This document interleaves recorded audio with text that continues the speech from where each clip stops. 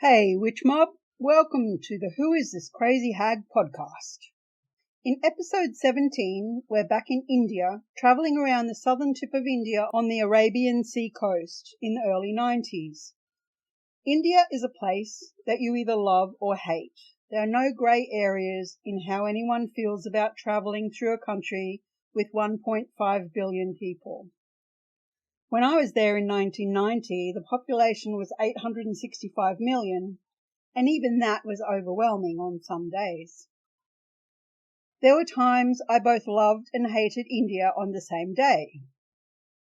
One thing I loved the most was the food. The spicy deliciousness of Indian dishes from one end of the country to the other is hard to beat. Yeah, I got food poisoning a couple of times from bad street food, but I've also had salmonella from a 5-star restaurant in Europe, so all I can say is that shit can happen anywhere. In fact, I got food poisoning here once from a Colombian chain resort kitchen that hadn't stored their food safely. Despite these setbacks and getting malaria, I love travelling around India. There's so much to do and see, so much history to absorb, not all of it pretty.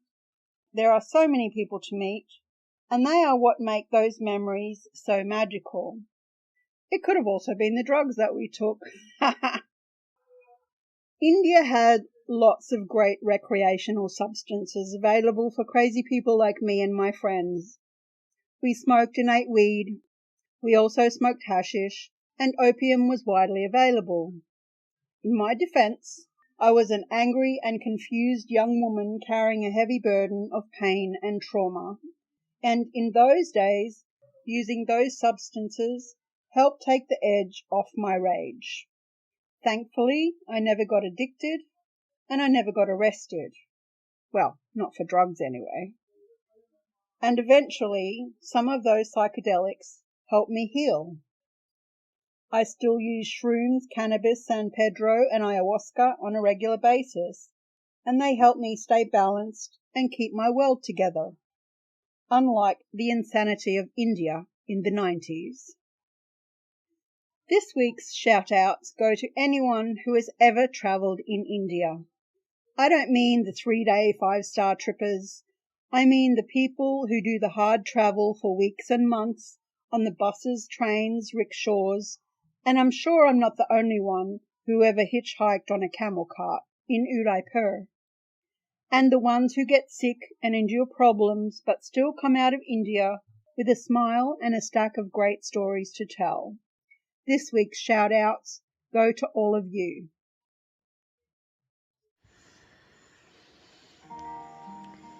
Secret Garden is a 5-star vegan and vegetarian restaurant where you can have an incredible chef-to-table experience for breakfast, lunch or dinner. Our chef is an expert in food allergies and intolerances and can cater to any dietary need from gluten, sugar or dairy-free to creating a low FODMAPs menu or catering to any other dietary requirements you have. Stop by Secret Garden for an amazing meal or order online and pick up any time. Grab a dessert or an ice cream while you're there. Groups are welcome with a reservation, and you can discuss a custom-made menu for your event with the chef. Secret Garden has an extensive menu with excellent prices, and you won't be disappointed. Mention the Who Is This Crazy Hag podcast for a complimentary drink.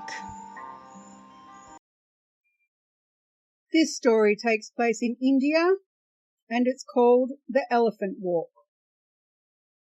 The magical green state of Kerala is a narrow, fertile strip on the southwest coast of India, sandwiched between the Lakshadweep Sea and the Western Ghats. The Emerald State is garnished with a string of pearl-white coves and sweeping beaches, all begging to be explored. A few weeks earlier, I travelled slowly through Bijapur, where I was almost arrested for taking a sunrise photograph of the Gol Gumbaz Mausoleum, which is adorned with the 4th largest dome in the world. There was actually a sign that said no photos, but I took one anyway. I managed to talk the policeman down by surreptitiously turning off my camera and then convincing him that it had never been turned on in the first place. I showed him that I was just looking through the lens at the details of the mausoleum and let him look through the lens too.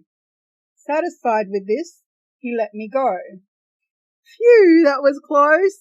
I moved on to Eye Hall. Yes, I know how that sounds.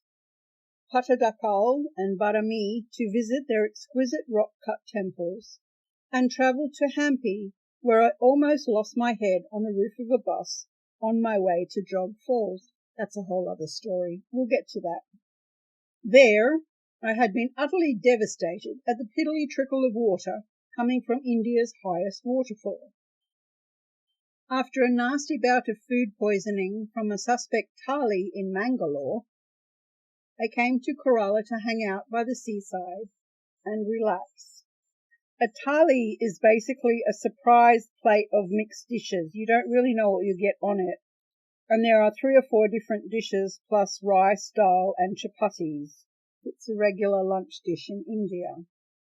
Just before Christmas, Mick and Martin roared into my life astride gleaming Enfield motorbikes and pulled up outside the family-run pension where I was staying in the fishing village of Cochin. We became instant friends and spent several pleasant evenings on the roof terrace, enjoying the refreshing sea breezes, smoking Mick's infamous chillum packed with ganja, passing an opium pipe around, and sipping India's lethal coconut toddy. So, a chillum is like a straight cone-shaped pipe with a little stone in the top of it so your ganja doesn't fall down the center. You cup both hands around the base of it so that you can smoke it. Coconut toddy, aka kalu, is a fermented alcohol made from the sap of the coconut tree, and it's fermented inside the coconut shells. It's one of those 1, 2, 3 floor drinks. And a BYO is a bring your own ganja and booze. On Christmas Eve, a group of tourists from the pension thought it would be special to attend midnight mass in India. Okay, so I would describe myself back then as a cynical, anti-religious person who was raised Catholic and probably wouldn't have set foot in a church otherwise, but this was a fun group, so I went along with them. High as kites on the perpetually intoxicating cocktail of drugs and booze, we dutifully marched off to the cathedral to attend the Catholic service in English. Okay, let's talk about drugs.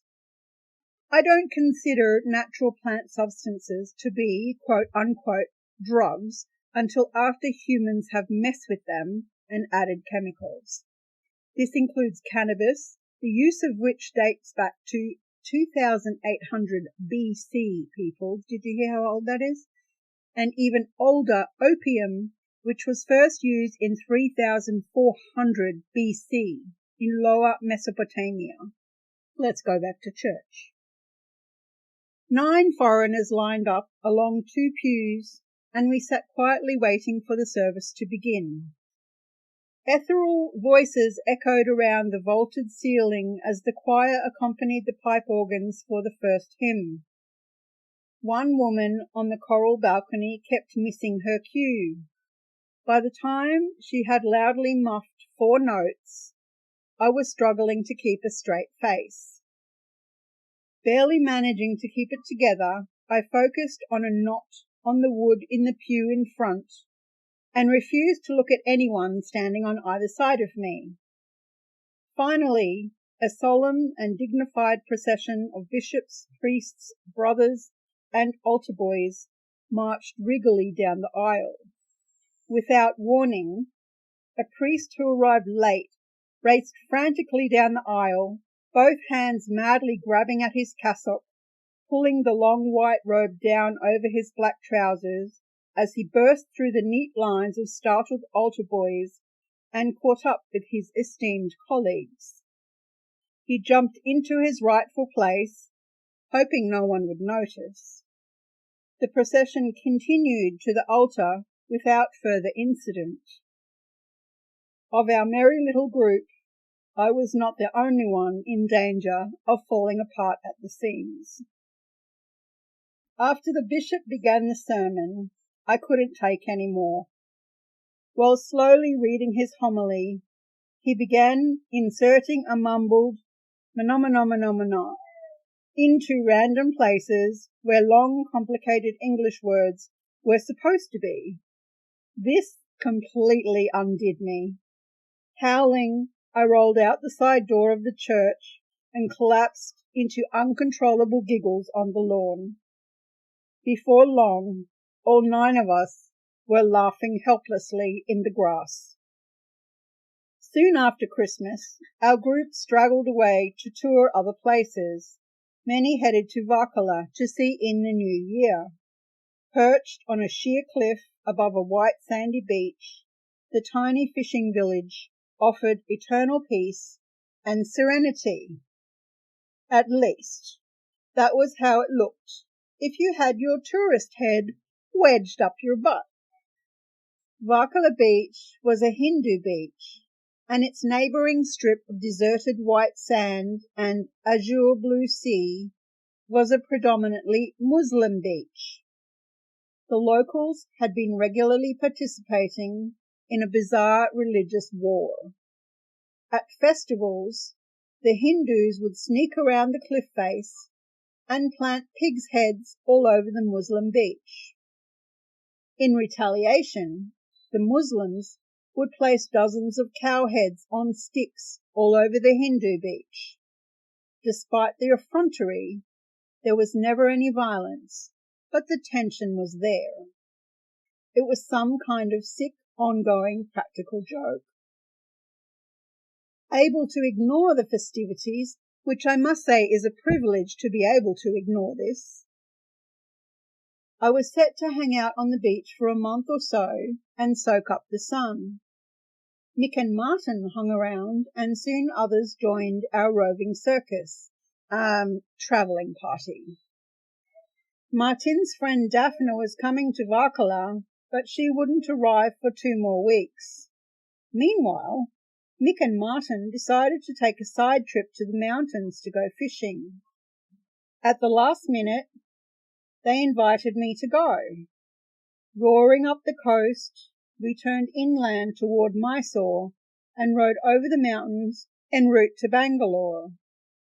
Our first night we camped by a coffee plantation in the Sahyadri mountain range and woke up at dawn when workers arrived to tend the trees. Still yawning and scratching our bums, we packed up quickly and climbed onto the bikes, figuring we could find a place to eat somewhere on the road. Almost an hour later, we saw what looked like a tin shack on the side of the road with a huge hand-painted sign saying chai that reflected brightly in the sun. Sounded good. We pulled over for a pre-breakfast tea. When you're travelling with British people, tea is everything. The shack was a tiny low-roofed room about the size of a domestic bathroom, made from a hodgepodge collection of bits and pieces, bricks and tin, glass and plastic, bits of wood and metal, and even a couple of old dhotis made up walls and roof of the ramshackle tea house. A dhoti is like a large white sarong that Indian men wear. It's like a traditional dress. At first glance, we assumed only tea was served here, and we could get something to eat further on. A cheerful man in a clean white dhoti came out of the hut. As we crossed the road, he shouted welcoming greetings and invited us in. "Morning, chaps. Would you like a spot of breakfast?" We shook our heads in disbelief. We must have misheard. The wizened chai guy spoke perfect Oxford English. Eggs and bacon, scrambled or fried, toast and tea. As we munched on plates overloaded with eggs and bacon, toast and marmalade, and sipped our freshly brewed chai, He explained how he came by his clipped tones. He was a professor at a university in England, but decided to lead a more spiritual life in India after he retired. His wife and children declared him insane and refused to have anything more to do with him. Subsequently, he had lived alone on the mountain for almost 10 years, without so much as 2 rupees to rub together. In all my travels, he was one of the happiest people I ever met. We lingered in the hut much longer than necessary, enjoying our delightful breakfast, chatting to our friendly host, and sharing an early morning chillum. By the time we got back on the road, the sun was high in the sky, but we made it to Bangalore in time to pick up our fishing license before we headed off to the Cauvery River to set up camp. The licensing people had an interesting little scam going. In order to be approved for a fishing license, we had to hire a camp manager and a camp cook. It seemed that agreeing to employ the locals was looked upon more favourably. We were pretty sure these 2 men were relatives of the guys at the fishing ministry. We headed off to another part of town to employ 2 locals. Kanaka and Mehta perched nervously on the back of Martin's bike, and I was on Mick's bike as we headed back to the licensing office. This was going to be fun, but it meant carrying extra food for our 5-day expedition. Kanaka suggested we take food for 2 days, and then he and Martin should return to a nearby village to stock up on the 3rd day. Clearly, he had done this before. Packing the saddlebags with every imaginable non-perishable and a few fresh vegetables, we headed to the river to camp and fish. Mehta went about putting up our tents, a tent for himself and Kanaka, and organizing fuel for the campfire. It was idyllic. Mick and Martin spent their days getting stoned and catching huge golden mahseer from the river. Unfortunately, due to overfishing, these fish have now become an endangered species. So India did try to prevent this with their licensing system, but obviously it didn't work. Mostly they caught and released, but we kept enough legally sized fish for lunch and dinner each day. After a few hours of fishing, I felt stiff and wandered around in the forest on a mini nature walk, careful not to stray too far from camp. There were giant squirrels, deer, elephants, and wild boar roaming around amongst the trees. I didn't want to run into one unexpectedly. The native birds I spotted were too many to count. Further along the riverbank, I observed crocodiles, turtles, and otters in the water. Relaxing with a book on the sandbank, I enjoyed listening to the banter between Mick and Martin. They argued and carried on like an old married couple. It was hilarious to watch them some days, carrying back and forth with their ridiculous arguments about nothing. "The chillum is made from clay, mate," insisted Martin for the 13th time. "It's been polished is all." "No, it's carved from stone. That's what he told me," countered Mick, inspecting it for the 1,000,000th time just to make sure. It rained on the 2nd night, but we didn't care. We were happy and relaxed, and our indispensable camp manager and camp cook turned out to be real gems. On the 3rd day, Martin took off to restock the food box, Kanaka gripping the motorbike seat as if afraid for his life. I thought Hindus believed in reincarnation and weren't afraid to die. They drove recklessly all around India with that attitude. And now let's talk about reincarnation.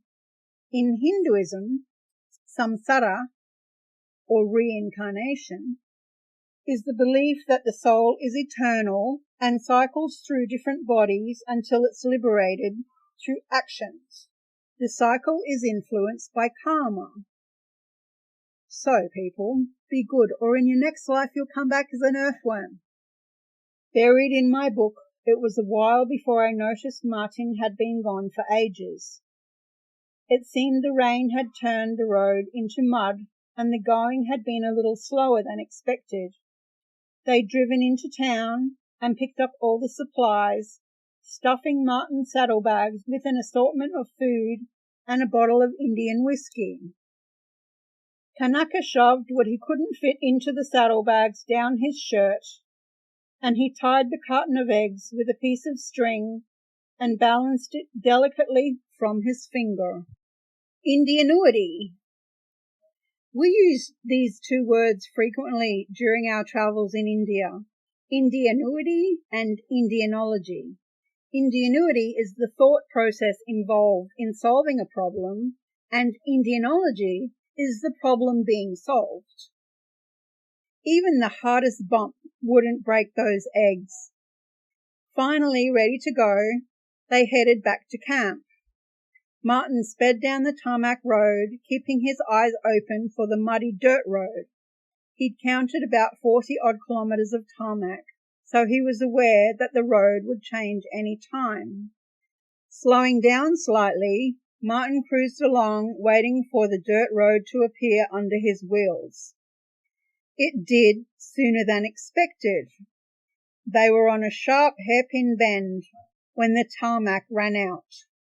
The bike slid along the mud sideways a little bit until Martin righted it and tried to get a grip on the road. Just when he thought they were okay, he ploughed straight into a high mud bank on the side of the road, missing the corner by inches. Kanaka flew in a spectacular somersault over Martin's head, as Martin dived headfirst over the handlebars and landed on his back in the bushes. Winded and bruised, Martin searched the bushes for the dead cook.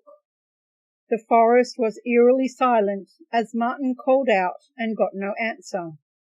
He stood up, but he couldn't see over the thick brush. The bike was covered in a thick layer of sticky mud. Martin set it upright and sat on the mud bank, trying to think clearly. A little voice came through the scrub. "Eggs okay, sir?" Kanaka must have been out cold for a few minutes. He emerged from the bushes grinning, holding the saved eggs high in the air, the contents of his shirt intact. After a quick check of sore body parts, the motorbike, and then the supplies, it appeared the only thing broken was a packet of rice. Aside from Mick and Martin's constant bickering, the rest of our camping adventure was fairly uneventful. On the 5th day, we packed up and headed to Bangalore, sadly parting company with Kanaka and Metar. We started for the coast early the next morning. So even though the hiring of relatives from the licensing officers' families is an actual scam, our camp experience really became a 5-star event with these two men taking care of us the whole time. So the scam turned out to be actually beneficial. During the day, we had some trouble with one of the bikes misfiring. After a bit of tinkering and a whole lot of swearing, Mick finally got the problem fixed, but we had to make camp before we reached Mysore.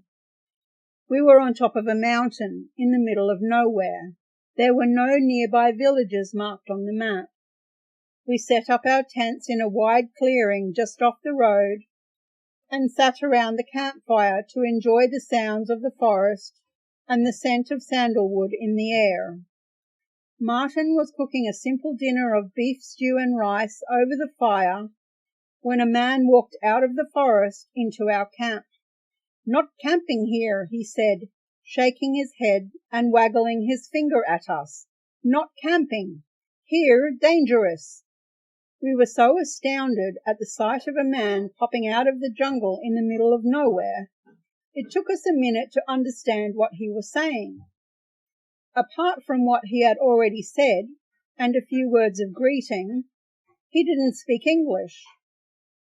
Seeing he couldn't convince us to leave, he disappeared over the road and into the thick forest on the other side, shaking his head and tut-tutting us as he went. What was that all about? We all wondered aloud. We had a brief powwow and decided to stay put. It was going to be dark in 10 minutes, and finding another place to camp would be impossible. Shuffling the crumpled cards, we played a few games of Ditch the Bitch and shared the chillum before getting ready to turn in. Most people call this game hearts, but I learned it as Ditch the Bitch and played for many years with others in their travels. Another man emerged from the forest. What the hell? Camping, no here. You go. Dangerous. He was equally as informative as the last bloke who passed by, leaving us with no clue as to why our camping spot was so dangerous. We were there for over 6 hours and didn't see or hear anything even remotely threatening, except mosquitoes with 8-cylinder engines, and none of us could see what the fuss was about. He vanished as quickly as he had appeared, leaving us to wonder about what the danger could be and how people could pop out of the jungle in the middle of nowhere, in the middle of the night, if they weren't Tarzan. Stoned and tired, we climbed into our tents and went to sleep. Laying in my sleeping bag, I listened to the nocturnal jungle sounds as I drifted off. Hey, come out! Not here! You not be here! There was a man banging on my tent pole with a stick. I had no idea what time it was. It was still dark. I called out to Martin, and he climbed out of his tent to find out what the problem was. Unzipping my tent, I stuck my head out to see what was going on. The man was pointing at the tents and yelling. Before Martin had uttered a word, Mick emerged from his tent in his baggy underpants and scratched his balls. The man fled into the dark. One look at Mick naked had scared the stars out of him. Scratching our heads, we climbed back into our tents and went back to sleep. Just after dawn, more yelling outside woke me up. Not camping here, not camping, here dangerous. It seems our first visitor had come back. This time he was wearing a uniform. Park Ranger. His name was a series of tiny letters crammed onto the brass badge. Martin came roaring out of his tent. Enough was enough as far as he was concerned. He was about to rip into the fourth intruder when he saw the uniform. Subdued, he took a deep breath. Mick appeared in ragged underpants, yawning and scratching, and lit up a joint. The shocked park ranger politely asked us to move on. Martin assured him we would pack up our tents and hit the road, but first we wanted to prepare something to eat. The ranger agreed that would be fine, as long as we promised to leave as soon as possible. He then left us to it. We sat on the grass, sharing the bag of tropical fruit we bought on the roadside the day before, and passed Mick's joint around before we began carefully packing up the tents. I was pulling out the pegs on my tent when I noticed ones at the back had poop all over them. Elephant poop. A huge warm pile of it. It was smeared all over the end of my tent, and the ropes were covered in it. Hey guys, come have a look at this, I called them over. We stood staring at the mess. My tent had been reduced to a pile of reeking garbage. There was no way I could clean that up out here in the middle of Whoop Whoop. An elephant had walked past the back of the tent, probably just after dawn, judging by the freshness of the dung, and dumped a steaming load of it right at my feet. I was glad it hadn't tripped over the ropes, or worse. An inspection of the ground nearby and along the trampled path leading into the forest revealed several other large piles of freshly produced elephant dung. Mick stood in his grimy undies, laughing his head off. "Not camping! You go! Here dangerous!" he mimicked almost perfectly, waggling his head from side to side Indian style, and gleefully tut-tutting at me and Martin. So, now we knew. Hey there, love bugs! Welcome to the jungle! I'm Nancy Miarelli, your guide to the ecological and entomological, i.e. bug, wonders of Ecuador. With my master's in entomology and a passion for ecology and conservation, I'm here to take you on an unforgettable adventure through the mega diverse forests and more lush than you may have expected mountainsides of Ecuador. This year, I'm excited to offer 2 unique science-focused tours. Join me for a nature journaling course where we'll sit in the grass, sketch, observe, and reflect on all the creatures and plants that we discovered. Or dive deep into evolutionary theory on my evolution tour, where you'll see what you learned in a book that one time growing on the side of a tree. Ready to embark on a journey of discovery? Visit www.scibugs.info, that is Scibugs, SCIBUGS, to learn more or find me, Scibugs, everywhere on the internet. Let's explore Ecuador and all it has to offer together.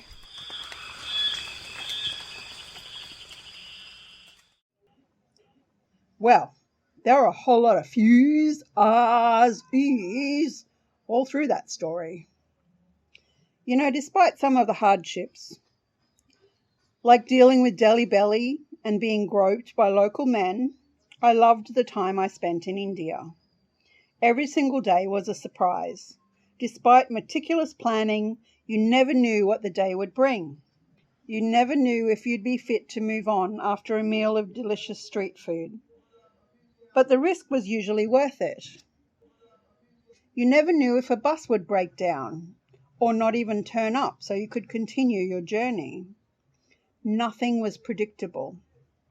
It was in India I learned patience and gratitude. Without a large measure of patience, you would surely go insane at the sheer insanity of India. And being grateful to wake up healthy every day, ready to move on, made a difference, especially since I spent so many days in India extremely unwell. I learned to be grateful for a bus that showed up, even if it was 4 hours late. I learned to be grateful for each bed I got to sleep in, for each meal I could eat, for each day I was still on the road. I'm still grateful. And the next time the park rangers tell me to move on from a camping spot, I'll listen. But I also have to give some credit to those elephants. They were smarter than us. They knew not to trample our tents, but to leave a calling card to let us know just how much smarter they were. And I'm pretty sure we wouldn't be allowed to camp there today. This is the penultimate episode of Season 1. The next and last episode will be the answers to your questions.